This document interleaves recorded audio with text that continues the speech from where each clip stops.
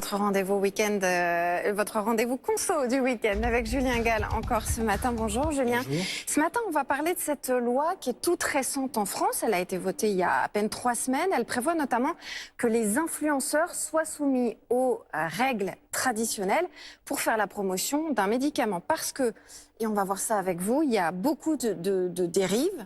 Avant de venir à ces dérives, on va revenir, Julien, sur le cadre juridique. Est-ce qu'on a le droit en France de faire la promotion d'un médicament prescrit par ordonnance? Eh bien non, justement, la législation est très claire. Il est interdit de faire de la publicité auprès du public concernant les médicaments remboursés par la sécurité sociale. Regardez, c'est l'article L5122-6 du Code de la santé publique qui le dit. La publicité auprès du public pour un médicament n'est admise qu'à la condition que ce médicament ne soit pas soumis à prescription médicale.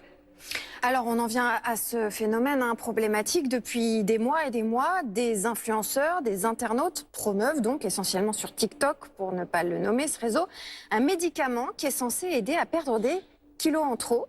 Sauf qu'il s'agit d'un détournement de la fonction première de ce médicament et qu'il y a des vrais risques. Exactement, et on va le voir avec ces vidéos qui proviennent effectivement de TikTok. Regardez d'abord cette première vidéo de ce pharmacien qui dit qu'il a fait perdre 17 kilos à sa mère en 2 mois grâce à un médicament qui s'appelle le Saxenda. Autre vidéo, regardez une médecin américaine qui dit qu'elle a conseillé le sémaglutide pour perdre du poids et qu'elle le conseille toujours. Et puis, dernière vidéo de cette femme qui utilise un petit stylo injectable qui s'appelle l'Ozempic. Alors, l'Ozempic, ce même médicament qui, regardez, toujours selon des utilisateurs sur TikTok, eh bien, marcherait sur des stars comme Kim Kardashian. Alors, évidemment, tout cela est totalement faux. En réalité, ces médicaments sont des antidiabétiques détournés à des fins d'amaigrissement. En France, les autorités sanitaires estiment à 2200 patients,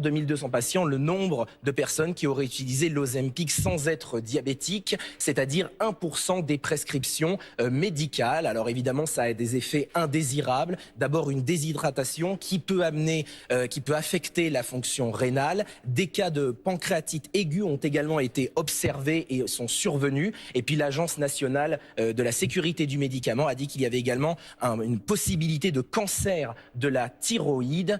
Ce n'est pas la première fois qu'un médicament est prescrit en dehors de son indication d'origine. On se souvient du scandale du Mediator, lui aussi indiqué dans le traitement du diabète. Sa prescription excessive avait causé entre 1500 et 2000 décès. Et puis il y a un autre problème, Julien, c'est que le fait de faire cette publicité, évidemment, il y a des gens qui se précipitent pour acheter les boîtes et les diabétiques qui ont vraiment besoin du médicament n'en trouvent plus. Exactement. Et ce qu'il faut dire, c'est que l'approvisionnement devient donc difficile. Les ventes mondiales de l'Ozempic ont augmenté de 63% au dernier trimestre de l'an dernier, et ça prive des patients de leurs médicaments. Une personne sur 10 dans le monde a un diabète de type 2, c'est-à-dire qu'il utilise l'Ozempic, puisque l'Ozempic est prescrit pour ce type de diabète. Les associations de patients ont exprimé leur grande inquiétude. Il est donc essentiel de ne pas le promouvoir de n'importe quelle façon et de l'utiliser évidemment à bon escient. Merci beaucoup, Julien.